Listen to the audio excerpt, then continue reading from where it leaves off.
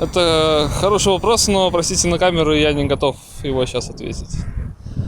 Чому? Ну, потому что есть прецеденты, которые показывают, что свобода слова – это достаточно абстрактное понятие. Вот. Ввиду этих ограничений я не готов вам сейчас ответить. Дякую. Збираємося, але незрозуміло, де, коли, з ким. Ось, але нейкія думкі ёсць пра тое, каб, канешне, трэба гэтую дату святкаваць. Да, вось, але я не сачыла ў апошні час за навінамі, вось, таму не ведаю, вось, што заўтра будзе адбывацца. Вось, але, калі будзе магчымасць, то, канешне, паспрабую святкаваць таксама. Ну, пакуль не думаў аб гэтым, але ведаю гэтае свята і неяк адзначым абавязкова. Ну, посмотрим, как будут развиваться обстоятельства. Поддерживаю День воли. На стороне людей, которые будут ходить. Там уже по обстоятельствам посмотрим. Нет, вообще никак. Я в этом не участвую и считаю, что мне же будет лучше. Я не сторонник этого всего.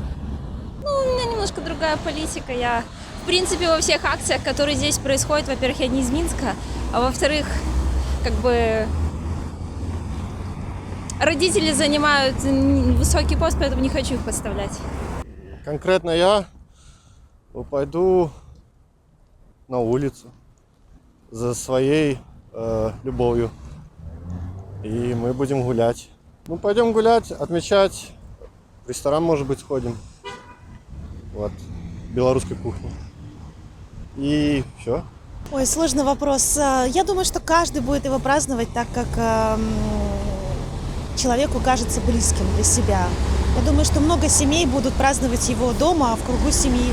Хотя не исключено, что кто-то захочет публично проявить свою волю.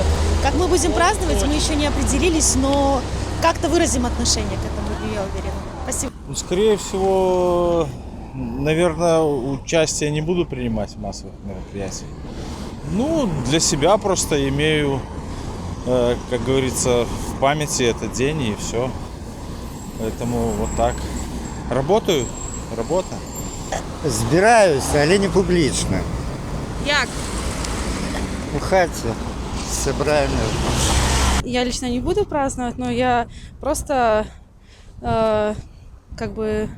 буду в духовном плане поддерживать всех людей, которые отмечают этот праздник. Я лично нет, потому что, как-то я не в этой теме. Я вот как-то мимо. Ни на этой стороне, ни на этой. Я считаю, что правда есть у каждой стороны, а истина посередине. Я где-то посередине. Это всегда точно будет в душе. Это всегда праздник для каждого белоруса. И поэтому, конечно, мы будем его отмечать в кругу самых близких. С семьей, возможно, с друзьями пойдем куда-нибудь. Я думаю, этот праздник, в принципе, для многих белорусов сейчас один из самых важных, потому что многие хотят все-таки добиться в нашей стране правды и того, чтобы мы были вольны.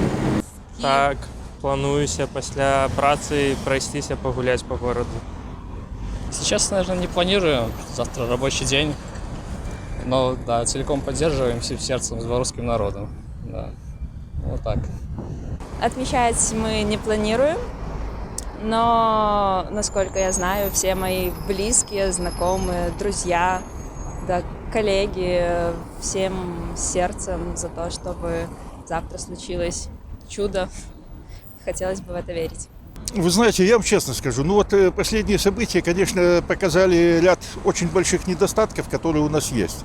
И, к сожалению, их надо решать не силовым путем.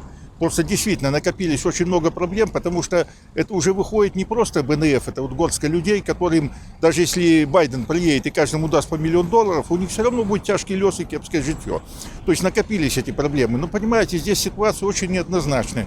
Почему? Потому что с одной стороны, все должно все-таки исходить от власти, вот решение каких-то накопившихся вот этих вот социальных и многих вопросов. Вот. А с другой стороны, ну понимаете, когда у людей нет другого выхода, вот что им остается делать? Вот они выходят. Понимаете, и здесь, безусловно, нужен какой-то очень грамотный, очень такой компромисс.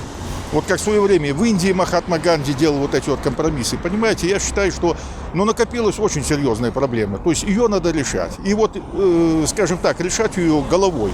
То есть не руками, не ногами, не дубинками. Решать ее головой надо, вот эту проблему.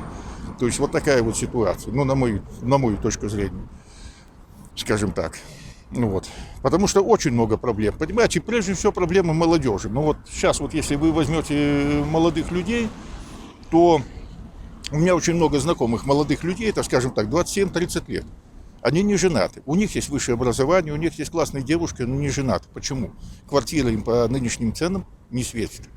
Вот. Дальше смотрю, кому 40 лет. Они тоже почему-то не женаты, потому что им тоже не светит ничего. Кому 50 лет, тоже многие не женаты, потому что, ну, сами понимаете, на тех зарплатах, которые у нас есть, они просто не заработают. Вот. И вы прекрасно понимаете, если вы возьмете сотрудника, допустим, среднего госорганов, у него зарплата 1600 рублей, а у меня знакомая девушка, педагог в Борисове, у нее ставка 150 рублей, понимаете? Вот у нее 2 детей, бросил муж, и как бы считается, что все нормально. И понимаете, пока мы не начнем понимать, что мы одна нация, мы живем в одной стране, что нас не нужно делить ни на какие флаги, ни на какие ситуации, у нас одна история, да, и мы все имеем здесь свои корни, здесь жили наши родители, умирали, там, отдавали свои жизни за все это. Поэтому мы имеем право на это, на нормальную жизнь. Но мы это должны сделать вместе, понимаете? Мы это должны сделать головой. Конечно, никаких радикальных движений не должно быть. Пример Украины, что это ни к чему не ведет. Ну, здесь я вам скажу, что, ну, не знаю даже, что сказать. Понимаете? Наверное, время покажет.